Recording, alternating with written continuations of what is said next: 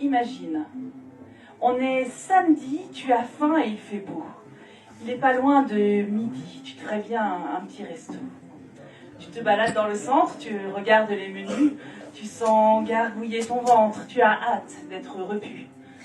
Tu t'arrêtes devant un titre qui te semble bien à ton goût, qui titille ton appétit. Tu t'y vois, serviette au cou devant un bon plat du jour, avec un petit verre de vin. Tu entres, tu dis bonjour, auriez-vous une place pour un? On te répond, c'est complet. Bon, t'es déçu, tu ressors.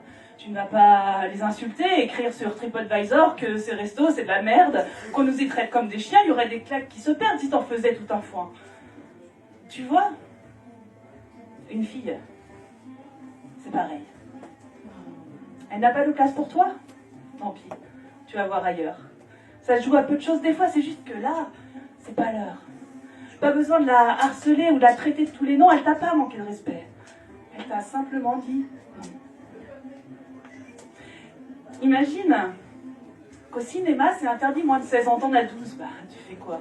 Tu essayes de faire semblant? Tu te dessines une moustache? Tu enfiles des talonnettes? Tu prends ton air de bravache et tu gonfles tes épaulettes? T'as beau te prendre pour un caïd, t'es encore un peu petit. Par ici, suivez le guide et en avant la sortie. T'es encore tout innocent, tu sais pas ce qui est bon pour toi. T'as pas le recul qu'ont les grands sur les images que voilà. C'est pas pour t'enquiquiner qu'on a posé une limite, mais c'est pour te protéger. Ça viendra bien assez vite. Tu vois, une fille, c'est pareil. Moins de 16 ans, passe ton chemin. Même tes idées la salissent. Va poser ailleurs tes mains, c'est du ressort de la justice. Même si elle est déjà belle et que sa peau te donne envie, laisse voler cette hirondelle. Son printemps n'est pas fini. Imagine que ton patron te convoque dans son bureau. Tu flippes un peu, t'es pas con, qu'est-ce qu'il te veut l'autre là-haut? C'est un regret qu'il t'assure qu'il ne peut pas te garder. Il te parle de conjecture, de récession, de marché. T'es déçu, triste, en colère. Tu essayes de négocier, puis tu ramasses tes affaires et tu sors tout dépité. Tu peux avoir des envies de meurtre, de voitures griffées. T'as mieux à faire de ta vie que de chercher à te venger. Le patron a fait ses choix. Et t'as le droit de lui en vouloir. Peut-être qu'il s'en mordra les doigts de plus te voir dans ses couloirs, mais reste pas focalisé. Si cette histoire est finie, remets à jour ton CV et cherche un autre CDI. Tu vois, une fille, c'est pareil. Elle veut plus de toi, lâche l'affaire. Et apprends à l'accepter. Va pas lui faire des misères, t'auras rien à y gagner. Va pas pourrir sa répute ou pirater son Facebook. C'est ni une sainte ni une pute. Chacun peut reprendre sa route. Dans un monde fait de jouissance et de surconsommation, où l'on est ce qu'on dépense, où l'on tire sans sommation, dans un monde où l'enfant roi veut régner sur la maison, où les écrans dictent leurs lois et tiennent lieu d'éducation, où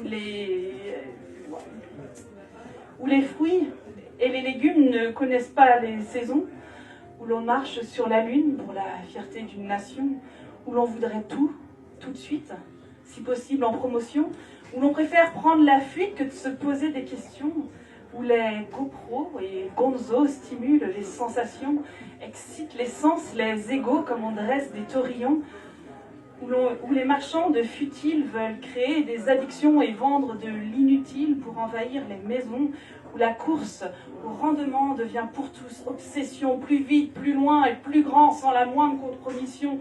L'ambition de la croissance fait exploser les plafonds, les petites gens tentent leur chance au loto des grands patrons.